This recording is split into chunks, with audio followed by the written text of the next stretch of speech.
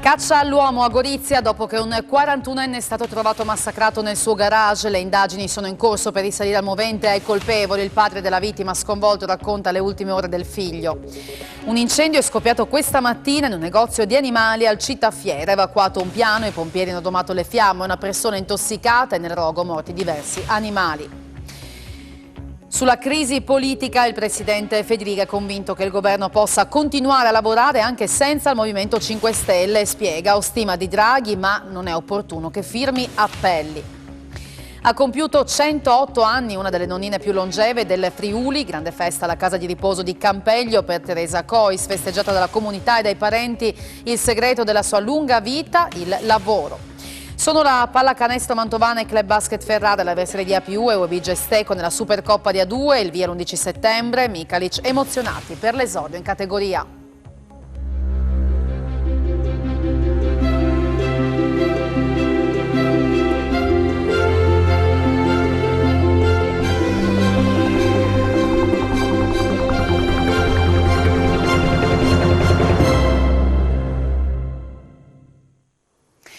Buonasera e bentrovati all'edizione serale del nostro telegiornale. Sconvolto il quartiere di Sant'Anna e non solo tutta la città per l'aggressione mortale che ieri ha ucciso Walter Papalettera, trovato appunto senza vita nel garage del suo appartamento. Un'esecuzione che presenta molti coni d'ombra. L'uomo è stato colpito con un corpo contundente. Sul movente e sui colpevoli è ancora giallo. La vittima aveva avuto una vita travagliata ed era seguita dai servizi del comune.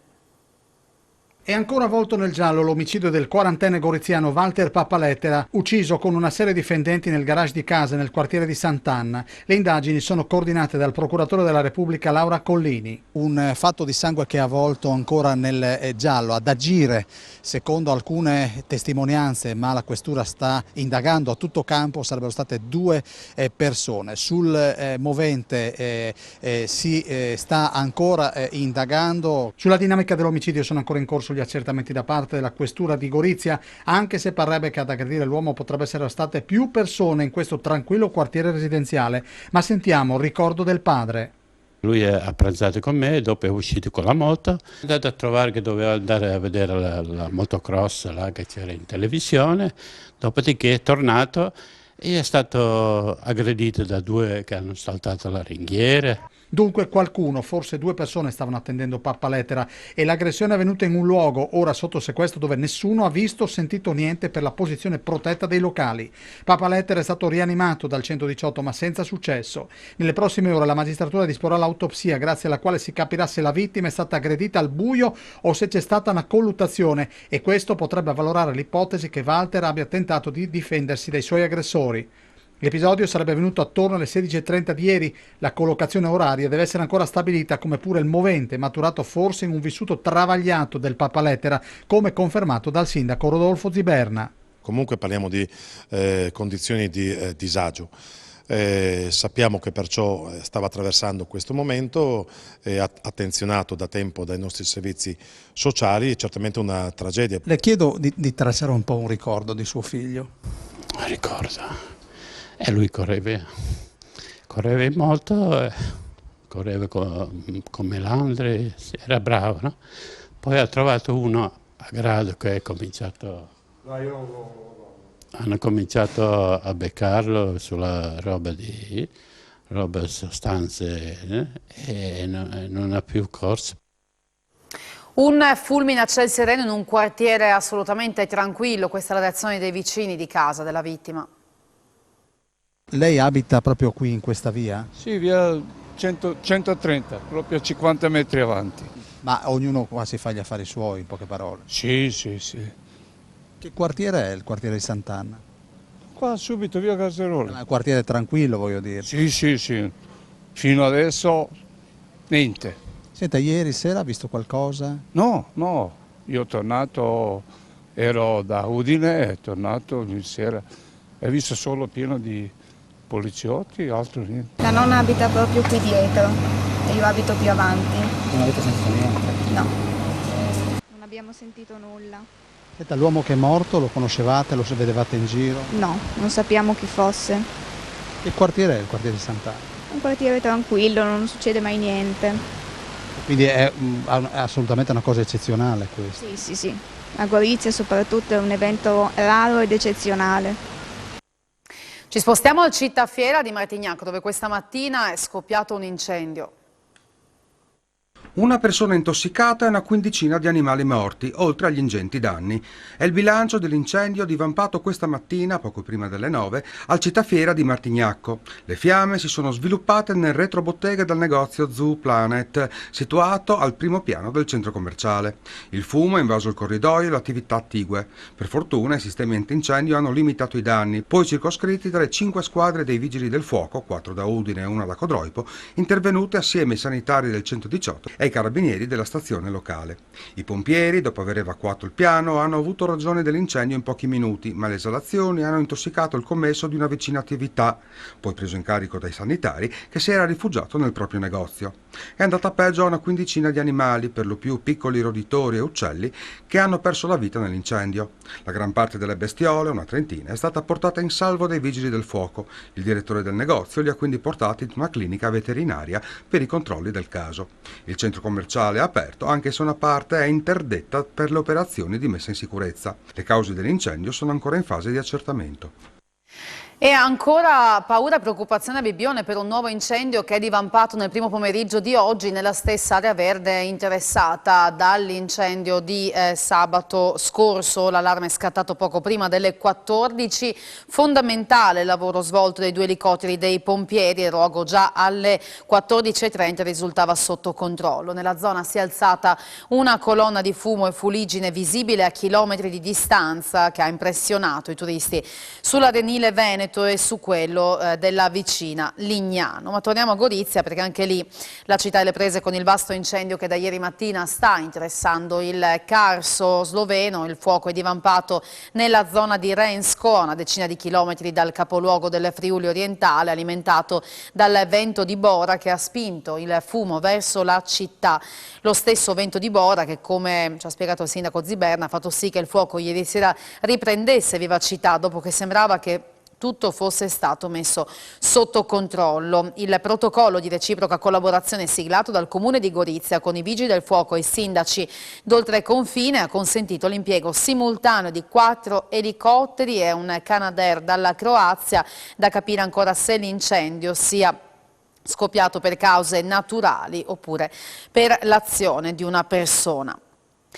Il personale di un centro estetico effettuava massaggi terapeutici e curativi senza averne titolo, ed è per questo che i carabinieri del NAS di Udine hanno posto i sigilli a una struttura estetica del Cividalese. La titolare è stata segnalata alla procura per esercizio abusivo della professione medica. Il sequestro preventivo è stato disposto dal Tribunale di Udine dopo un controllo dei militari dell'Arma, controllo che ha fatto emergere come il personale con la sola qualifica di estetista facesse non solo massaggi antistress o antietà, ma anche attività che per legge sono riservate a chi è laureato in fisioterapia. Il valore della struttura dei macchinari posti sotto sequestro è di circa 200.000 euro. 38 spinelli pronti all'uso e diversi grammi di hashish e marijuana sono stati sequestrati dalla Guardia di Finanza durante il concerto di Fabri Fibra sabato scorso al Parco San Valentino di Pordenone.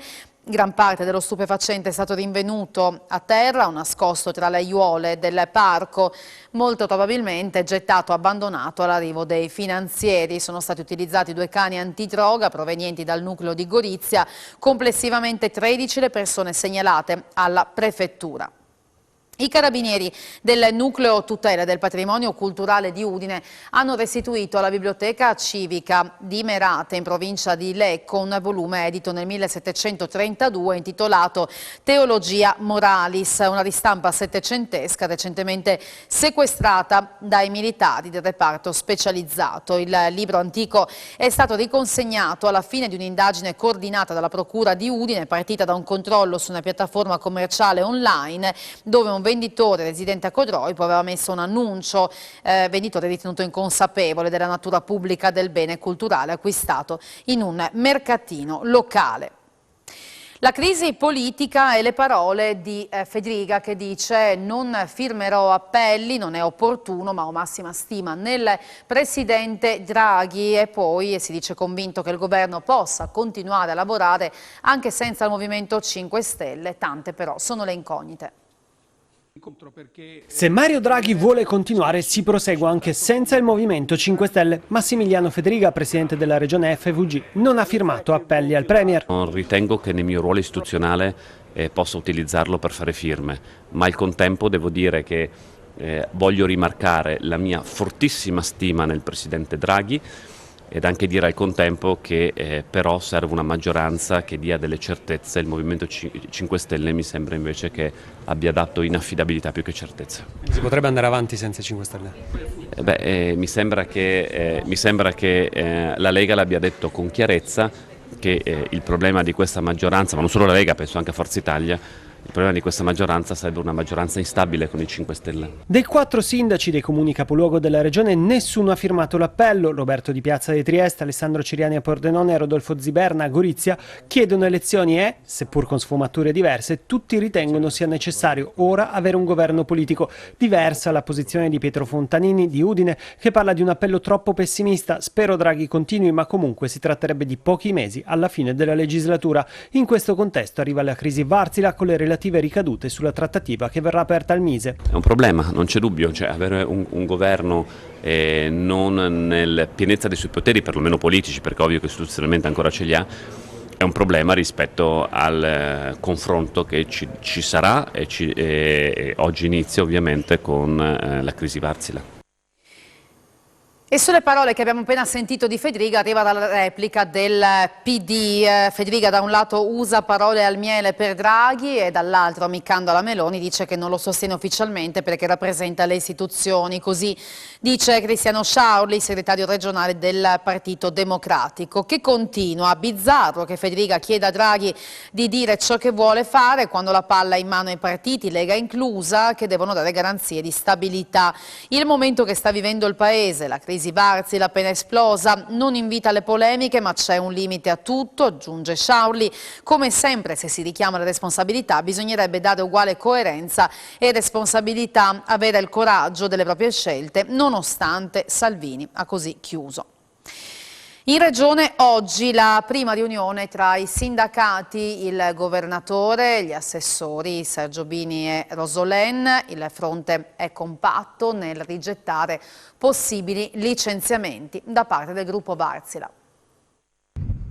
La giornata chiave sarà domani, quando i vertici del gruppo della Wärtsilä, per la prima volta dall'annuncio dei 450 licenziamenti, incontreranno le istituzioni regionali con il presidente della regione Massimiliano Fedriga per spiegare i motivi di una scelta così pesante per il tessuto economico regionale. Ci aspettiamo veramente che chiariscano, soprattutto rispetto a un verbale che abbiamo sottoscritto in marzo, quindi non tanto tempo fa, in cui esplicitavano la continuazione produttiva di tutto il 2022 e parte del 2023. Noi chiediamo che le istituzioni siano compatte con noi, la Regione ma anche il Governo. Questa è una partita che deve essere giocata a livello nazionale. Oggi in Regione il Governatore con gli assessori allo sviluppo economico Sergio Emilio Bini e al lavoro Alessio Rosolén e il sindaco Roberto Di Piazza hanno fatto il punto con i sindacati e intanto giovedì alle 15:15 CGIL, CISL e UIL hanno indetto un presidio in Piazza Unità per denunciare una situazione molto difficile a Trieste, dove oltre a Wärtsilä ci sono le crisi Flex e Principe con 1200 posti a rischio e più tutto l'indotto. Stop all'Electrolux di Porcia perché mancano le schede per gli elettrodomestici. Un nuovo blocco del lavoro è previsto per venerdì. La mancanza di forniture elettroniche blocca di nuovo la Electrolux di Porcia. Nell'ultima settimana lo stabilimento è rimasto fermo oggi e venerdì scorso e un nuovo stop è previsto per il prossimo venerdì. A riferirlo è Walter Zoccolan, componente della RSU della fabbrica. Lo stop è dovuto alla penuria di schede elettroniche da installare negli elettrodomestici, che ha costretto l'azienda a ridurre la durata dei 2 turni giornalieri da 8 a 6 ore. Un problema questo che sta preoccupando un migliaio di lavoratori. Il rischio, spiega il sindacalista, è che la situazione possa perdurare durare almeno fino alla fine dell'anno. Finalmente ci si sta rendendo conto, conclude, che la globalizzazione senza regole ha portato i lavoratori in una situazione di estrema incertezza. Già nei mesi scorsi la problematica aveva messo in discussione il rinnovo dei contratti degli operai assunti a tempo determinato. Friuli Venezia Giulia, meta turistica sempre più conosciuta e apprezzata, resta però il nodo delle infrastrutture e della ricettività, lo dice un sondaggio Domoscopica. Una regione pulita con un buon rapporto qualità-prezzo, un elevato patrimonio artistico e culturale e un'apprezzata enogastronomia.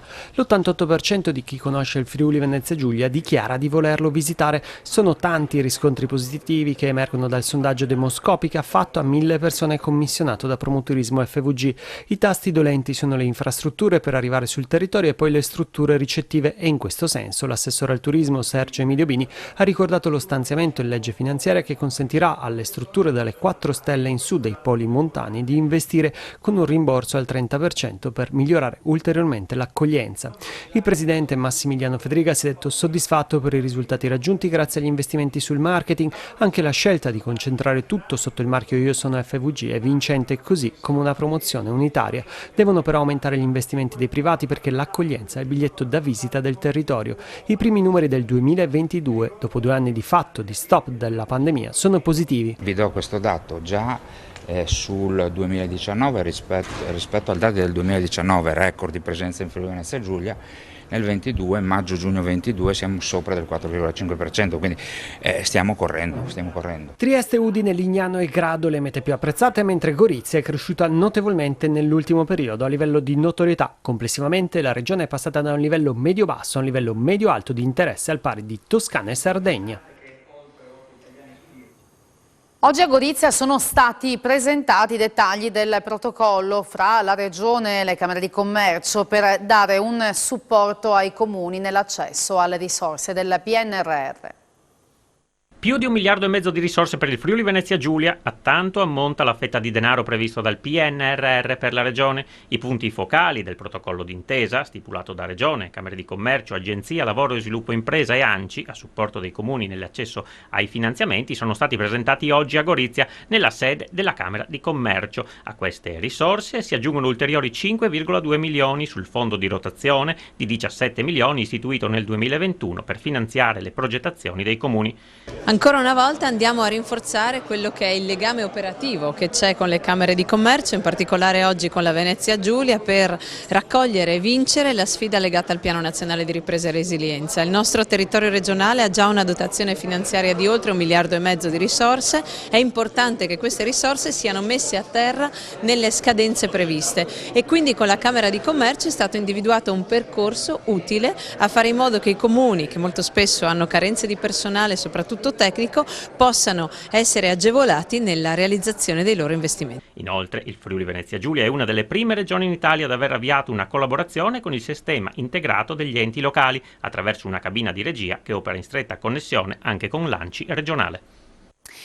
I dati Covid di oggi, con 369 nuovi casi rilevati nelle ultime 24 ore su 2.175 tamponi, 6 le persone ricoverate in terapia intensiva, stabili, 289 in crescita negli altri reparti, 2 i decessi, 1 a Trieste e 1 a Pordenone. E a Trieste prosegue il processo a Ugo Rossi per la contestata aggressione ai vigili urbani e a una funzionaria del comune quando si è rifiutato di uscire da un ricreatorio perché è sprovvisto di Green Pass. Una sfilata di testimoni hanno ricostruito quanto avvenuto il 4 febbraio scorso al ricreatorio Giovanni Toti a Trieste, dove l'ormai ex consigliere comunale, ex perché sospeso dalla prefettura, del Movimento 3V, Ugo Rossi, era entrato senza Green Pass in occasione dei lavori di una commissione del Consiglio Comunale e a seguito di una collutazione era stato denunciato per aggressione. In aula davanti al PM Matteo Tripani sono sfilati alcuni consiglieri, Angela Brandi, Riccardo Tremol, Fabiana Martini, Mirko Martini e il direttore generale del comune Fabio Lorenzut. È stato stata anche la volta di Nicole Matteoni, assessore del comune che, unitamente a una funzionaria, è stata spintonata proprio da Rossi, che poi era stato arrestato dai vigili urbani dopo un inseguimento a piedi all'interno della struttura. Ci saranno altri testimoni che saranno ascoltati il 10 ottobre e poi sarà la volta delle conclusioni, prima che il giudice Giorgio Nicoli emetta la sentenza. Rossi era già stato condannato in primo grado in un altro processo analogo per i fatti avvenuti in piena campagna elettorale all'esterno di un ufficio postale, dove ad arrestarlo erano però intervenuti i carabinieri. Cantiere Friuli, se ne è parlato oggi a Udine dell'importante apporto anche dell'università. Ci si è soffermati sui punti da cui ripartire per il rilancio della nostra regione. È senza dubbio un bilancio positivo quello dei primi 5 anni del percorso di Cantiere Friuli, piano strategico dell'università che ha lavorato sui punti di forza del territorio da cui ripartire per il rilancio del Friuli. Importante anche la sintonia con il comune di Udine. Il bilancio è positivo se non altro nei numeri di quante attività sono state svolte nel territorio, perché si sono costruite le officine che hanno lavorato molto intensamente in un'ottica di coprogettazione, quindi non solo competenze accademiche ma anche enti, istituzioni ed esperti esterni del territorio. Un vero e proprio incrocio di saperi. Mi piace citare con il Comune di Udine una particolare sintonia che ha portato alla definizione di un protocollo di intesa entro il quale per esempio è stato sviluppato il piano per l'abbattimento delle barriere architettoniche. Risposte concrete pure per alcune progettualità per la montagna. Nell'ambito della montagna, Cantiere Friuli attraverso la sua officina sta lavorando da un lato per l'elaborazione di alcuni modelli generali di sviluppo e dall'altro dando risposte concrete ad alcune progettualità e in generale una risposta a tutto ciò che si sta muovendo in termini di elaborazione di nuovi modelli di sviluppo. Un lavoro di anni per il rilancio del territorio. Io credo che l'iniziativa dell'università nella terza missione, quella di far cadere all'interno del territorio la sua ricerca, sia un'occasione che le istituzioni, le forze economiche, sociali e culturali del nostro paese devono prendere, perché partendo da questo debbano tracciare un progetto e un programma di forte rilancio del Friuli. Da oggi prendono il via le attività per i primi traslochi che coinvolgeranno San Domenico, il quartiere residenziale di Udine, coinvolto dal progetto di rigenerazione urbana pianificato da Comune e Ater con 23 milioni di euro recuperati dai fondi del PNRR. Nei prossimi 5 mesi saranno trasferite 65 famiglie, alcune delle quali hanno rinunciato a rientrare a conclusione dell'intervento. Sono stati inviati 36 provvedimenti di assegnazione di cambio alloggio, di questi 25 accettati, 11 in attesa di risposta. In accordo con le famiglie sono state individuate ulteriori 23 unità abitative che saranno assegnate al termine del lavoro di manutenzione. Entro giugno 2023 dovranno essere consegnati i lavori alle imprese appaltatrici che avranno 2 anni e mezzo per completarli, realizzando i 2 immobili, 2 nel lotto del Comune e 1 nel lotto dell'Ater, complessivi di 111 nuovi alloggi confortevoli, senza barriere architettoniche e ad alta prestazione energetica. L'Ater confida di completare i traslochi entro la fine del 2022 e l'inizio dei lavori è previsto per il prossimo giugno. Cambio di comando oggi al 31esimo Fighter Wing dell'aviazione americana, a distanza alla base di Aviano. All'aeroporto Pagliano Gori si è svolta la cerimonia di passaggio di consegne tra il generale di brigata aerea Jason Bailey, uscente il parigrado Ted Clark.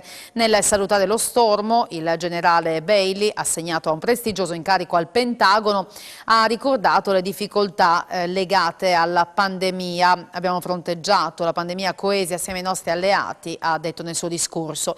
Il generale Clark proviene dalla base di Arlington in Virginia e lì ha svolto la funzione di direttore dell'Electromagnetic Spectrum Superiority e si è detto felice e emozionato di essere ad Aviano. Nascite record all'ospedale di San Vito al Tagliamento, dove in meno di 24 ore sono venuti alla luce 8 bambini tra il 14 e il 15 luglio scorso. Sono 5 femmine e 3 maschietti, un avvenimento che è stato accolto con entusiasmo da tutto il personale ospedaliero, un medico ginecologo, 2 ostetriche e un OS dell'ostetricia, un pediatra e un'infermiera per il punto mamma pediatria. Sia i neonati che le loro mamme godono di ottima salute. salute e ha compiuto invece 108 anni, una delle nonnine più anziane, più longeve della nostra regione. Questa mattina il suo unico figlio, 69enne, e le sue nipotine l'hanno festeggiata assieme nella comunità dove è ospitata, a Campeggio di Attimis. Ha superato indenne la pandemia con tutte le sue varianti e oggi, dopo 2 anni di limitazioni, ha potuto finalmente festeggiare con gli amici e parenti il suo 108° compleanno. Il genetiliaco speciale è quello di Teresa Cois, una delle donne più longeve di tutto il Friuli Venezia Giulia. Teresa ha festeggiato il compleanno all'interno della residenza polifunzionale di Campeggio, in compagnia del figlio, della nipote e della bisnipotina. Con loro anche gli amministratori di Faedis, Attimis e il personale completo della cooperativa Universis, che ha in gestione le 2 strutture del territorio. Una vita di sacrifici, quella di Teresa, tipica delle donne friulane di una volta. A confermarcelo è lei stessa. Qual è il ricordo più bello della sua vita? Lavorare.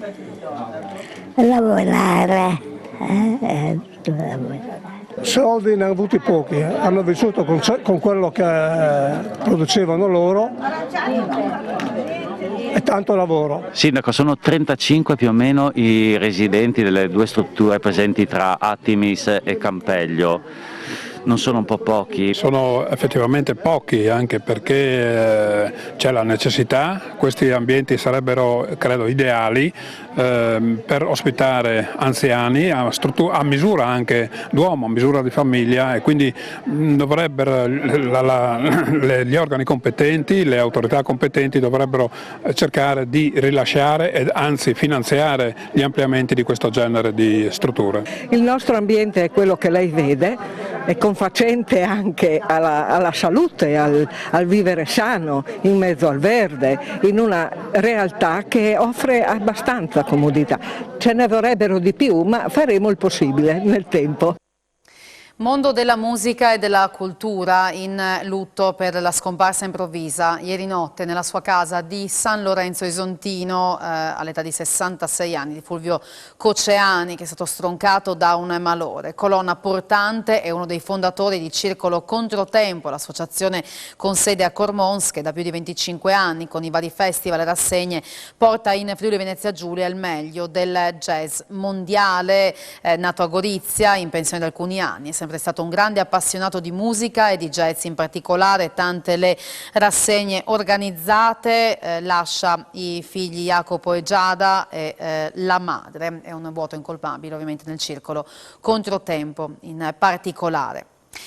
Musica, divertimento e un'orchestra in splendida forma, successo per la Cegedaccio Symphony Orchestra, che si è esibita a Trieste venerdì scorso, prossima tappa Milano. Oltre 1000 partecipanti, il pubblico che fin da subito si è alzato in piedi per ballare i più grandi successi di sempre, 2 ore di pura energia sulle note delle hit dance e rock anni 70 e 80. Questa è l'atmosfera per il concerto della Cegedaccio Symphony Orchestra FVG, impegnata per la prima volta fuori Udine, al Castello di San Giusto, a Trieste. Il viaggio dell'orchestra, progetto unico nel suo genere in Italia, non ha tradito nemmeno stavolta le aspettative dei suoi fan e ora è pronta per la prossima tappa, che la porterà il 21 luglio niente meno che al Castello Sforzesco di Milano. Il parco triestino si è così trasformato in un grande jukebox animato da una formidabile orchestra in gran forma, composta da una trentina di elementi, guidati dalla precisa bacchetta del maestro Denis Feletto. Una carrellata di grandi successi, completamente riarrangiati ed eseguiti dal vivo in chiave sinfonica, che ha appassionato il pubblico fin dal primo plano in scaletta. Applausi a scena aperta anche per i cori e le 3 straordinarie voci soliste. Sul palco si sono alternati Ginga, al secolo Claudia Scapolo, cantante nata in Ruanda e cresciuta in Italia, con il dono di una voce potente e suggestiva, che l'ha avvicinata al jazz, al soul e ai canti gospel, e con una straordinaria energia interpretativa, così come Gianluca Amore, cantante e cantautore padovano, definito dalla stampa di settore una delle più belle voci soul del panorama musicale italiano, ma anche Steve Biondi, all'anagrafe Stefano Fabio Ranno, fratello di Mario Biondi, con il quale è spesso salito sullo stesso palco come corista o per registrare insieme gli album.